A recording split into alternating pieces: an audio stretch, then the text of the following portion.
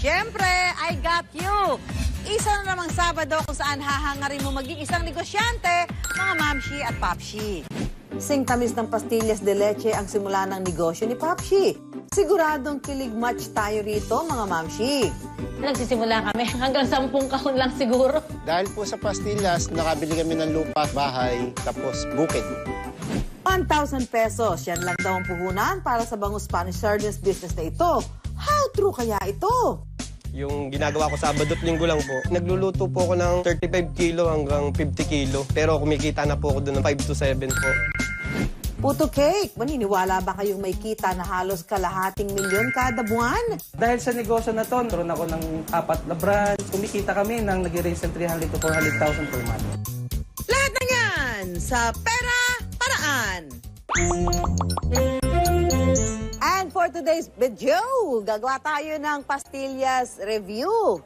Yan, sasabihin natin dito sa ating review kung up to ba ang lasa. Pagkatapos natin tikman ito, i-review, ay sasabihin ko kung ano ang mga ingredients na ginamit dito sa pastillas na aking titikman. So, let's do this!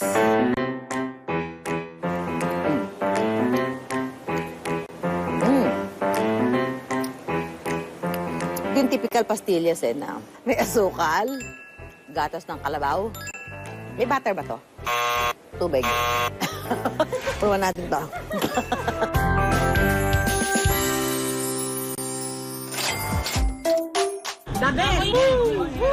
Bukod sa mga matamis na ngiti, isa rin sa favorite pasalubong ng mga taga-Cabiao, ang pastillas de leche. At alam niyo ba mga mamshi at papshi, gatas ng kalabaw at asukal lang, makagagawa na ng masarap na pastillas. Yan ang pinatutunayan ni Papshi Aying since 1995.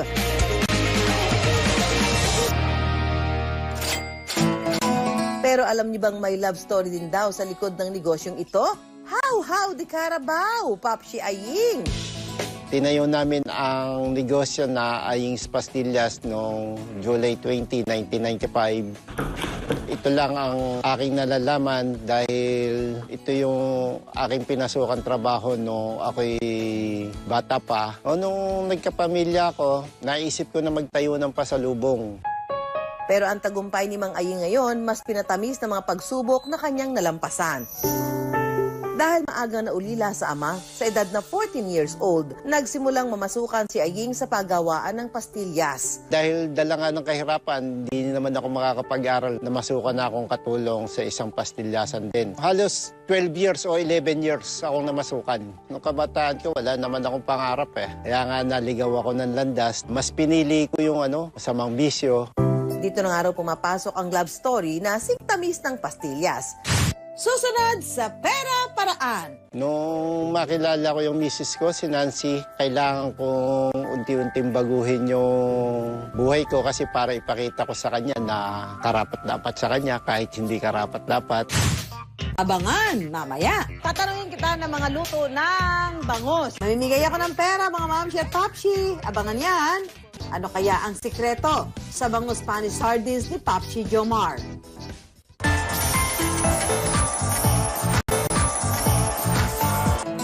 Pero alam niyo bang may love story din daw sa likod ng negosyong ito? Dahil nang makilala ni Aying ang love of his life na si Mamshi Nancy, tila nagbago raw ang lahat. Nung makilala ko yung misis ko, si Nancy, kailangan kong unti-unting baguhin yung buhay ko kasi para ipakita ko sa kanya na karapat-dapat sa kanya kahit hindi karapat-dapat. Kahit mismo mga teacher niya, kaharap pa ako pag pumunta sa tindahan namin, sabi niya, Aying, sabi niya gano'n, akala ko nung araw, wala kang pangarap. Naku, yung asawa mo nung araw, loko yan ah. Ngayon, nagpapasalamat naman ako sa Panginoon Diyos at ako yung ginamit ni Lord para mabago din yung buhay niya. Siguro po, na-in-love din talaga ako.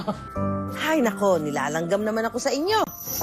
Pero kahit naging good boy na si Aying, tila unlimited daw ang challenge ng buhay sa kanila. Nanganak ako, nagkasakit yung anak ko. Hindi namin siya madala sa magandang ospital kasi wala kaming pambayad. Hirap po kami sa buhay na mag-asawa. Lahat po ng hanap buhay na pwedeng pagkakitaan na alam namin, pinasok na po namin. Siya noon, nagtitinda ng bigas. Nung malipat yung palengke, na-bankrupt kami. Kaya nakapangutang po kami para makapag-abroad siya. Ang unang sweldo ni Mamshi Nancy ang ginamit ni Mang Aying na puhunan para magnegosyo. Sa halagang 5,000 pesos, sinimula nila ang negosyong pasalubong na pastillas. Nagsisimula kami. Siguro mga ano lang, hanggang 10 kahon lang siguro. Ibang para makabenta lang kahit na hanggang sa pagkain lang mairaos namin yung pang-araw-araw. Noong una, hindi raw madaling nakasabay sa pastillas business si Aying. Pagka panahon ng kwan, yung wala kang makuhang gatas na ikaw order ka tapos wala kami ibebenta sa'yo, sayang, nakakapanghina. Wala kang magawa kasi yung gatas naman ng kalabaw o yung mga magsasaka, hindi mo naman pwedeng porsehin. Tapos masusulot ka ng ibang nagpapasalubong, mas o-opera nila ng mataas yung gatas. Kailangan ihanda mo yung sarili mo doon kung paano mo sila tatapatan. Kailangan lahat ganun. Nakahanda ka sa mga bagay na ganun. Pero wala sa bokabularyo ni Aying ang pagsuko. Inspirasyon niya kasi ang dati niyang boss sa pastilyasan. Nakita niya raw kasi kung paano ito umasenso, nakapagpundar at nakaipon ng dahil lang sa pastillas. Kaya dream, believe, survive, challenge accepted ka dyan. Nag-isip na po ako ng iba pa, nagdagdag ako ng flavor doon. Medyo marami kong nasayang noon. Sabi ko, tiwala lang, sige. Makakaya ko din yan. Kaya ako po pinilit na may iba para kasi kalaban ko na rin yung malalaking pastilyasan eh. Ang plain na pastillas de leche ni Aying noon, binigyan niya ng kulay at ibang flavor. Nariyan ng pastillas buko de pandan, pastillas de langka, ube de pastillas, at yema pastillas. So yung nakikita nyo ngayon sa table, eto, di ba, iba-ibang kulay ang kanyang pastillas. Mahuhulaan ko kaya kung ano ang flavor ng bawat pastillas na ito. Hirapan ako dito. Okay, game. Start natin sa green. Ano kaya itong green? Ay, green din siya! Pandan? Aying? Ano ang kulay dilaw? Ano kaya itong mga yellow na to? Kasi marami kami nito sa farm. Langka. Eto, kulay orange. Nako.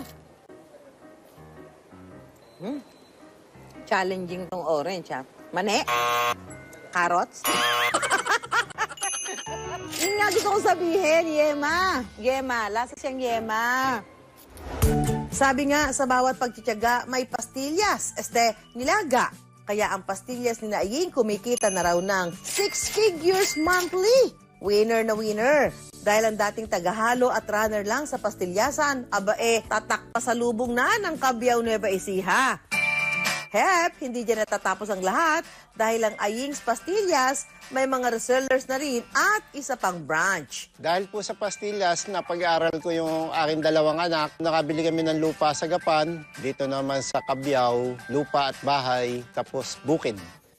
Wala mang pangarap at kahit hindi tapos sa pag-aaral si Aying, isa lang daw ang malinaw sa kanya noon. Alam niyang hindi siya uunlad sa pamamasukan lang. Wala ako negosyo. Siguro, baka hindi ko napag-aaral yung anak ko o naligaw uli ako ng landas. Di ba, hindi naman ako pag-aaral. Gusto ko namang masabi yung anak ko graduate ng UST yan, graduate ng Lasal yan. Saan ako nag-aaral? Sabi ko, UP, University of Pastillas. Ano mang hirap ng buhay, mas mahalaga ang iyong pagbangon. Dahil malay mo, gaya ni Aying, ang simpleng sangkap at pangarap para sa pamilya ang susunod na tatak negosyong pasalubong. Up next, tikman ang iba't ibang flavor ng puto cake, may salted egg, may ube, at ano itong pork floss flavor. Alamin kung paano nabawi ng ating Papshi Ramuel ang utang na kalahating milyon sa pamamagitan ng kanyang puto cake. Sa itinayo ninyong negosyo o kaya naman ay negosyo ng ibang mga mamshi at papshi, pues, i-flex na yan! Magpadala ng short video ng napili niyong negosyo sa aming Facebook Messenger. Kasama rito ang inyong pangalan at contact number. Baka ang inyong nominated negosyo ang susunod na ma-feature sa aming programa. Mga mamshi at mga papshi, mag-nominate na. Ibida ang mga mapamaraang negosyante. Now na! Hulaan niyo mga mamshi at papshi, ano kaya ang negosyo ni Papshi Ramuel? Hulaan ko, eggs ang main ingredient ng produkto mo, Ramuel. At dahil ang mga itlog kailangan laging handle with care, meron na naman tayong challenge. At ang challenge nito ay Simple lang ang larong ito. May 2 players at kailangan lang ihagis ang itlog ni player 1 kay player 2. Kapag successful ang paghagis, kailangan ihagis pabalik ni player 2 kay player 1. Matapos ang isang round, kapag buo pa rin ang itlog, tuloy-tuloy pa rin ang laro. Pero ang challenge, kada round palayo ng palayo mula sa isa't isa ang players. Kung di ka na mamshi, it's time to play! Okay, ready na ba ako sa challenge? Of course! Ready as I'll ever be. Okay, let's go! Ano tayo? Na! Ano sa atras?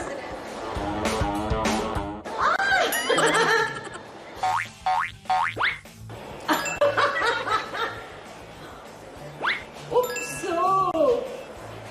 Palayo na palayo. Eto na, ang game na.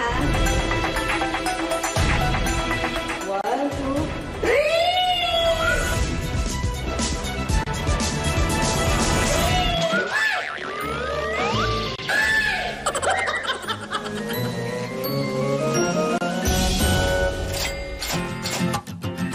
Taas kamay lahat na naging instant chef ng pandemic.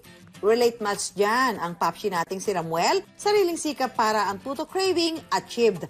Meron kaming cheese sa loob ng bahay, meron kaming salted egg, and then yung kung ano yung resources na available sa bahay, yun lang yung nilagay ko sa puto. At maniniwala ba kayo na ang eksperimento sa puto? Plakado!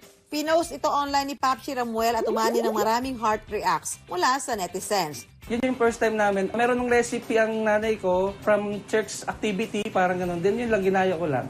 Laking gulat niya nang marami ang natakam at biglang umorder. Kaya ang Papsi Ramuel nyo, namuhunan agad ng 5,000 piso pambili ng mga sangkap at kailangan sa kusina. Mula sa regular sized puto, pang malakas ang puto cake ang bentahe niya. At kung dati ay cheese at salted egg lang ang flavors, aba, 4 na ngayon. Hello mga mamsi, ngayon ituturo ko sa inyo kung paano gumawa ng puto. Ang una natin gagawin ay ihahalo itong meringue dito sa premix flour. Ilagay na ang fillings. Para sa all cheese at salted egg flavor, strips of cheese ang ilalagay. Para naman sa mahu o pork floss flavor, cheese at pork floss ang fillings. At para sa ube streusel flavor, real ube halaya ang ihahalo. Kapag nailagay na ang fillings, isalang na ito sa steamer for 15 to 20 minutes. Matapos iluto, pwede nang lagyan ng sangkaterbang toppings. Ang single flavored puto cake ay mabibili ng 398 pesos, habang ang mixed variants ay binebenta nila ng 482 pesos. Sharing is caring dahil pang-6 hanggang 8 tao raw ang isang buong puto cake. Ito na ang aming mixed variant puto. Excited na ako matikman mo ito, Ma'am si Susan. Up next, dahil sa pinaghalong puyat, pagod at stress sa negosyo, ang hardworking papsi nyo na diagnose ng alopecia areata.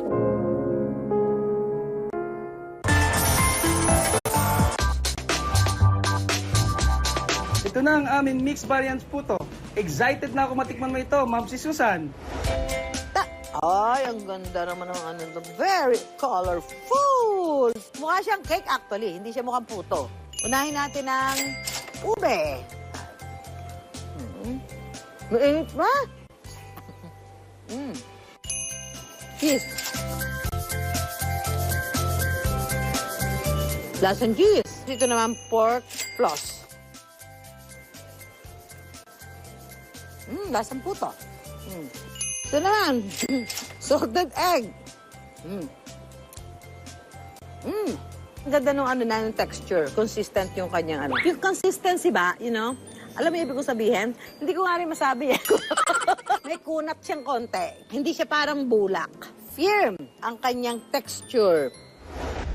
Ang hilig ni Ramuel sa puto, nagsimula raw dahil madalas siyang pasalubungan ito ng kanyang lola noong bata pa siya. Hanggang sa pag lumalaki ako, nagkikrib lagi ako sa puto. Pag nag-abroad ako, nung nagsisiman ako, pag humingi ako ng pasalubong, kailangan dala nila sa pasalubong sa airport is puto talaga. Dating seaman si Ramuel na nawala ng trabaho ng pandemya. Dahil walang source of income silang mag-asawa, pinasok din nila ang online selling business. Ang diskarte sa buhay ni Ramuel, bata pa lang ay nahasa na.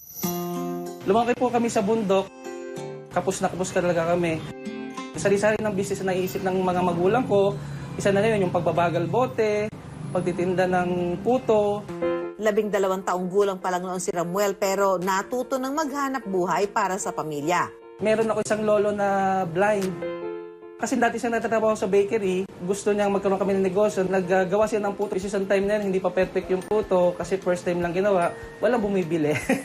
Dahil sa kanyang mga pinagdaanan, ibang klase ang pagpapahalaga ni Ramuel sa kanyang negosyo ngayon. Pinakilala ko po yung produkto namin sa taon o via online talaga. Nung una is posting lang kami sa mga lipag group and then gumamit na po kami ng Facebook ads.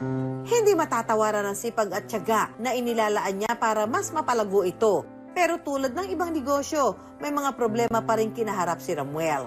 Minsan na yung puto is nasisira sa delivery, nagrereklamo na yung mga customers. Pero at the end of the day, nare-resolve naman. Binibigyan namin siya ng discounts and minsan nire-refund namin kung kailangan i-refund and pinipre na lang namin.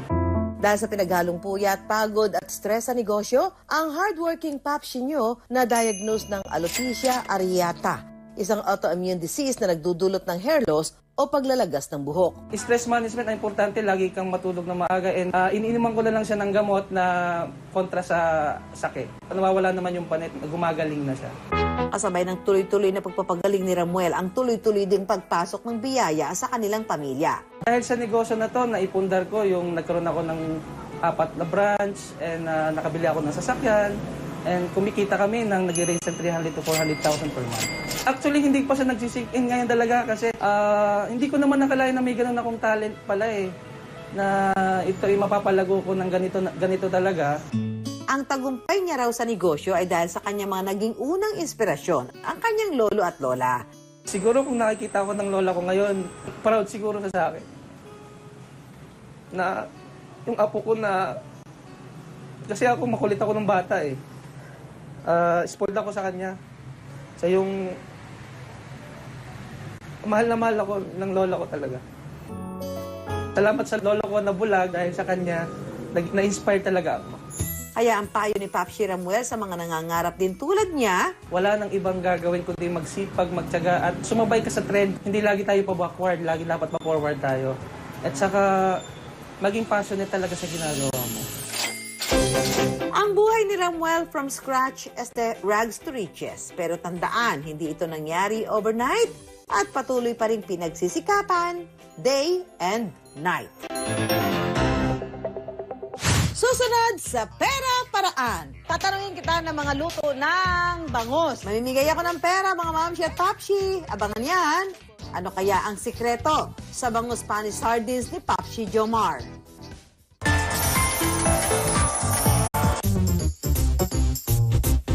Welcome sa bagong edisyon ng Kay Mamsi Susan tayo. At ngayong araw, mayroon tayong tatanungin. Meron tayong papasagot sa kanila. Ayan, ha? So, hanap tayo ng pwede nating makakausap at mabigayan ng tanong. Kailangan makapagbigay ka sa akin ng 10 luto ng... Ba't ka nakaganyan? 10 luto ng bangus. O, ha? Nag-isip ka, ha? Sa bawat tamang sagot mo ay mayroon kang 50 pesos. Yan. Pero pag naka-10 tamang sagot ka, mayroon kang 1,000 pesos! Ito pala. Nagbilang pa ako ng 50. Timer starts now! Nabangos, adobo bangus, sinigang na bangus. Ay, sardines na bangus. Ano ba? Ano? Sinain na bangus. Ito, meron ka. 1, easy money. 2, 150. 200. 250. Wala, may bonus ka na, ha? Kami, wala pa. Tatanungin kita ng mga luto ng bangus. Okay, timer starts now. Paksiw. Doon ka na lang. Paksiw. Ano? Sinigang. Ano ba? Ano ba? Adobo. Benta mo ba? Benta mo bang bangus? O, sige na nga. Okay, dahil meron ka tamang sagot na 3, ito ka. 50? 100?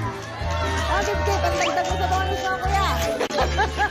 Nako, sayang na mawalang nanalo ng ating 1,000 pesos. At kung meron kang 1,000 pesos, gawin nating 28,000 pesos kada buwan. At hindi lang yan. 2 beses lang sa isang linggo ka magtatrabaho. Akalain mo yon, di ba? Ano ba itong sideline na ito na may kinalaman sa bangus?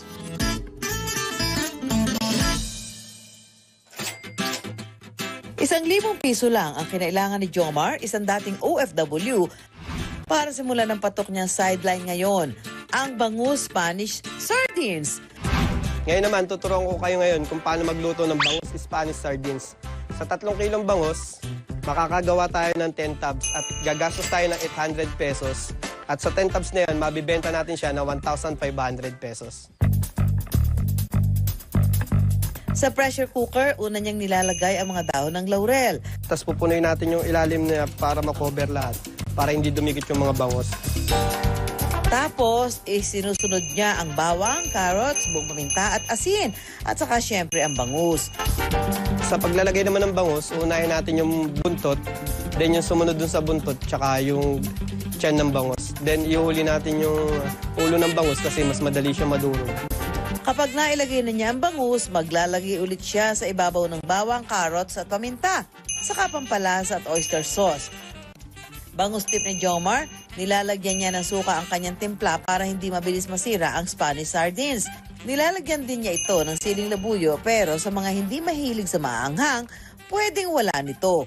Ilalagay na rin niya ang asin, laurel, mantika at tubig. Sa kanya ito iluluto.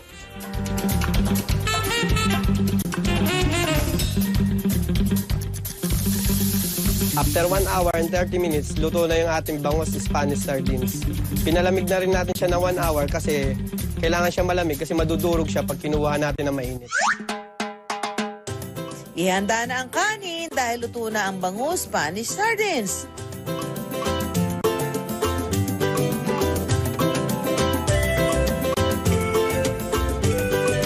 Malasa. Kahit walang ipin, nakakain. Pati tinik. Malambot siya. Malinamnam. Marami ako natikman na sardinas, pero kakaiba to. Lalo na yung sarsa. Okay, dahil nagustuhan ng taong bayan, ako naman ang hahatol sa bangus sardines ni Jomar. Ito, yung bangus sardines na gawa ni Jomar.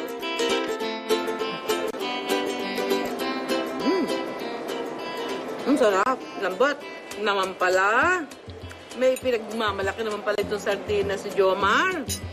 Meron yung tinik, pero malambot, nakakain. Yung minakanggap akong tinik eh, oh. Na, hinaya ko na lang. Hala? Ayun pang kanin. Ang pagbebenta ng bangus Spanish sardines, racket lang daw talaga ni Jomar. Yung ginagawa ko Sabado at Linggo lang po. Pero kumikita na po ako doon na maganda. Mas 5 to 7 po, malinis. Ano po, bali nagluluto po ako ng bangus. 35 kilo hanggang 50 kilo. Bali lumalabas siya ng 150 tubs a week. Tapos yun yung lulutuin ko ng Saturday and Sunday para sa whole week na siya. Kapag Lunes hanggang Biyernes daw kasi, nakatutok na siya sa negosyo nilang water refilling station. Pero hindi raw lagi malakas ang kita ng tubigan. Noong pandemya, lalong humina raw ang kita nito dahil dumami ang kanilang kakumpetensya. Kaya kinailangan ni Jomar mag-isip ng racket na magtutusto sa pangangailangan ng kanyang pamilya. Ayun, doon na ako nag-isip na ano kaya yung pwede kong idagdag na business para kumita pa ako. Kasi 3 na yung anak ko eh, lahat nagagatas, lahat nagdadaya pero. Kaya kailangan kong mag-isip ng kikitain pa. Ang naisip niyang pandagdag kita, ang madalas niyang lutuing bangus Spanish sardines. Doon po kasi sa ibang bansa, kailangan namin mag-isip ng matagal na pagkain na lulutuin na hindi ka na magluluto kinabukasan. Nag-search po ako sa YouTube, nakita ko po yung Spanish sardines na yan. Dating OFW si Jomar, pero na nagkapamilya, napag-isipan niyang manatili na lang sa Pilipinas. Almost 8 years din ako sa Saudi Arabia. Then nagpahinga ako ng 1 taon kasi nagkaanak ako. Bumalik ako ng Qatar, doon ko na-realize na mahirap pala talaga mag-abroad pag may anak ka na. Napag-isip-isip ko na parang hindi ko na rin kaya pagka nasa ibang bansa na ako. Doon na ako nag-isip na ano yung mga business na pwede kong gawin dito sa Pinas na hindi magugutom yung pamilya ko. Nagbago ang pananaw ni Jomar sa buhay simula na magkaroon siya ng sariling pamilya. Pero pag-amin niya, noong kabataan daw niya, minsan na siyang naligaw ng landas. Nalulung ako sa bisyo nung kapanahon ng high school ako, nung ang mga magulang ko nagtatrabaho sa Maynila. Bali, 3 lang kami ng magkakapatid na naiwan. Then, doon na pumasok yung lahat ng bisyo na inaalok sa akin. Tinitikman ko, alak, pati mga Yan, masasamang bisyo. Natikman ko na lahat. Hindi na nakapagpatuloy sa kolehiyo si Jomar. Kaya para magkaroon ng sariling pera, pinasok niya ang pamamasada ng tricycle. Then yung pong kinita ko dun sa tricycle, yun po yung ginamit ko pag-a-apply dun sa ibang bansa. Kasi nga wala naniniwala sa akin nung mag-abroad ako nung panahon na yun. Kasi ayun nga, mga bisyo pinasok natin, lahat ng kalokohan pinasok ko. Kaya pati magulang ko, lahat, kamag-anak, hindi naniniwala na makakapunta ako sa ibang bansa. Minsan mang nadapa, pero dahil sa pangalawang pagkakataong ipinagkaloob sa kanya, mas pinagbubuti ni Jomar ang lahat ng kanyang ginagawa para sa mga taong mahal niya. Bukod pa sa kanyang pamilya, nakatutulong na rin sa ibang tao ang racket niyang bangus Spanish sardines. Mayroon na siya mga reseller na katulad niya ay gusto rin ng pandagdag kita. Ang trabaho ko po ay tricycle driver. Meron po akong 10 pesos per tab. Ayun po ang extra income ko pag wala po akong biyahe. Malaki po ang nagbago. Yung pong dati kong nagagalo na pera, hindi na po nagagamit. Ang nagagamit ko po yung kinikita ko pag Sabado Linggo sa Diyos, Spanish sardines. Sa ngayon, maayos na rin ang kita ng negosyo nilang tubigan. Dahil dito at sa racket na bangus Spanish sardines, hindi na raw mangingibang bansa muli si Jomar. Gusto niya raw kasi masubaybayan ang paglaki ng kanyang mga anak. Nasa sayo talaga yung desisyon ng buhay mo, wala sa ibang tao. Nasa sayo kung gusto mo magbago, nasa sayo kung ayaw mo magbago. Kaya walang ibang sisisihin kundi sarili mo lang din. Minsan mang nadapa at nagkamali, ang mahalaga ay bumangon at bumawi. Dahil sa buhay, pati na rin sa negosyo, sa bawat kabiguan, may pangalawang pagkakataon para sumubok muli. Kaya laging tandaan, pera lang yan, kayang-kayang gawa ng paraan. Hanggang sa susunod na Sabado, 10:45 ng umaga dito sa GMA. Ako po si Susan Enriquez para sa